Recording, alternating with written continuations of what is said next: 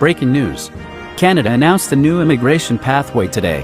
The Minister of Immigration, Refugee and Citizenship Canada Sean Fraser announced a new economic immigration pathway under the Economic Mobility Program, EMPP, to assist employers hire skills refugees and foreign workers to fill in job shortages in Canada. It is set to launch this summer. This program pairs individuals with Canadian employers who needs to overcome labor shortages in key occupations. The expanded options mean that this summer, employers are going to be able to hire refugees and other qualified displaced people under any job category. This is going to help Canadian businesses, our healthcare sector in particular, and others recover by bringing in the skills we need in in-demand jobs. We know that Canada needs nurses' aides, personal support workers, long-term care aides, software engineers, teachers, construction workers, and everywhere else across the economy. In most cases, we hope to be able to process people through start to finish in about 6 months. And this is going to help improve the existing program, which will still maintain those other parallel pathways. The reality is, I think we need to inspire ourselves to think bigger. I don't think we have to take it as a given that we live in a world where refugee camps are something we accept as normal, where hundreds of thousands of people move out of necessity to flee violence, war, or persecution to a place where they are denied the most civil, social, and political rights that we all take for granted. There's 100 million displaced people in this world. We had almost 1 million jobs available in this country this past summer. And there's 100 million people who have skills to offer that currently have no chance.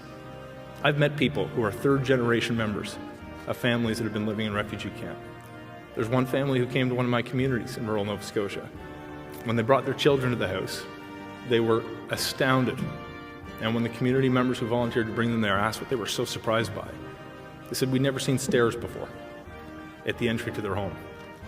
These kids are growing up in the community. The parents are both working in the community, making a difference. And in the long term, they're going to help us overcome some of our most problematic demographic trends, the consequences of which I outlined previously. The reality is, if we do the right thing, we're able to also serve our self-interest.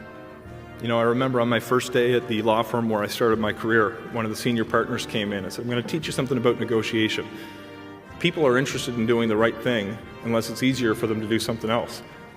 You can trust a person's self-interest every bit as much as you can trust their sense of altruism.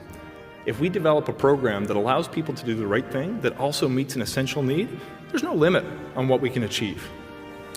You don't need to pore over the Stats Canada Labour Force survey every month to understand that there is a shortage of talent in this country.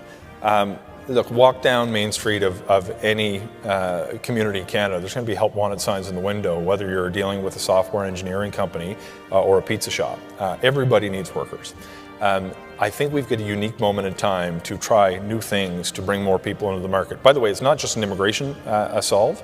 We need to be training people like we have never trained them before. We need to be bringing marginalized groups into the economy by creating supports for Canadians living with disabilities. We need to be adopting policies like our childcare strategy. As much as that was a cost-saving measure, it's a huge economic policy, and the rate of women's participation in the workforce has gone through the roof since those changes were made that made it more affordable for families to have both parents working where possible.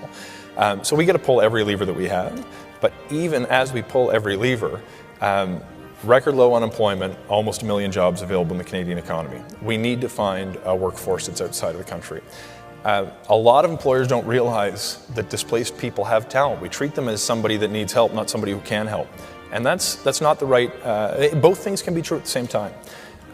What I'm finding with the people who've taken part in this program, it's been a godsend for the employers who've taken part, because they're not just getting somebody who's filling in labor for a few months. They're getting people who are adopting a new career with their new business. There's a sense of loyalty like I've never seen, where people say their employer didn't just bring them here and gave them a job. They helped them find a home. They helped get their kids signed up to go to school. They get to live in Canada compared to a different country they would be in, which wouldn't have provided the very basics that we take for granted. And they view as providing them with endless opportunity for generations. If we actually communicate to the world that there's a source of talent out there that we actually need and you can do something for a vulnerable person at the same time. I'm yet to meet an employer who's used the program who isn't interested in using it again. So these things are as important as they come. We can help solve a global problem, given the culture that we've developed in Canada around welcoming newcomers, but we can do it in a way that serves the essential needs of the Canadian business community and local economies at the same time.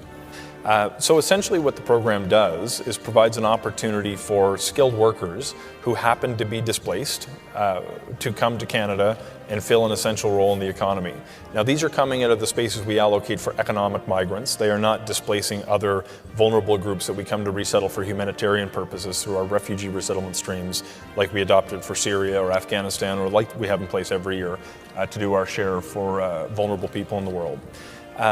The program previously required that you work with a jurisdiction that had access to another immigration stream, so Provincial Nominee Program, for example, or in Atlantic Canada, the Atlantic Immigration Program, or the Rural and Northern Immigration Program. And getting people to give up those spaces is a really difficult thing because everybody, employers and provinces and territories, communities, start to think about who they want to welcome in, but have very little familiarity working with groups that know the talent that exists in these communities.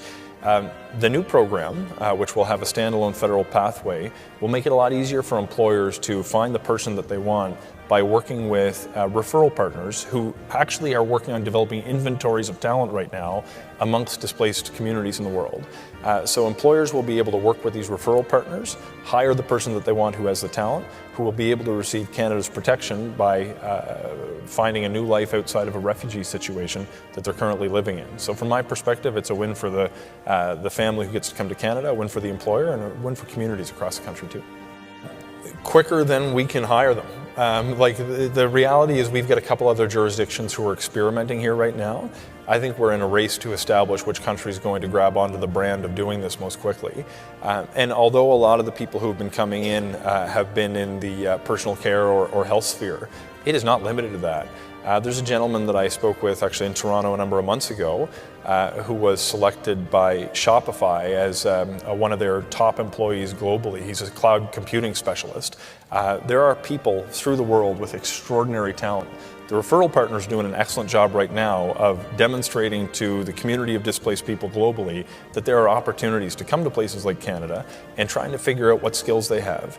The government of Nova Scotia, during a recent trip to Kenya, actually made 65 job offers to healthcare workers, all of whom are going to come to Nova Scotia to provide care in our communities. This is growing at a breakneck pace, so despite the fact that it's fairly new and we're just sort of learning the ins and outs of how it's going to work, the early indications to me suggest whoever's first to market as a national brand is going to benefit from a solid pipeline of talent which is going to continue to grow quite rapidly. So why should they do it?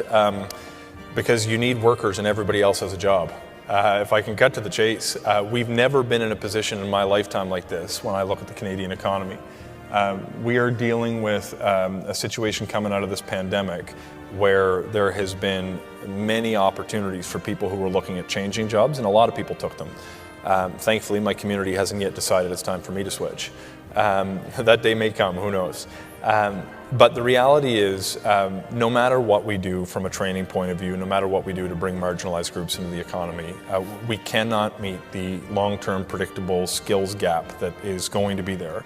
The labor shortage, look, over the course of the next year, year and a half, there will still be a need for workers, but precisely what it's going to do is hard to tell.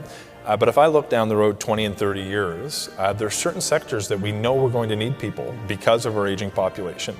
In particular, both because people will need to be taken care of, but skills are going to be retiring out of the workforce at a pace that we've never experienced with the baby boomers hitting retirement age right now. In fact, a lot of them left prematurely during and after the pandemic. So why do it? You probably need to. A lot of small and medium-sized employers that I talk to who don't have big HR departments are terrified of embracing immigration.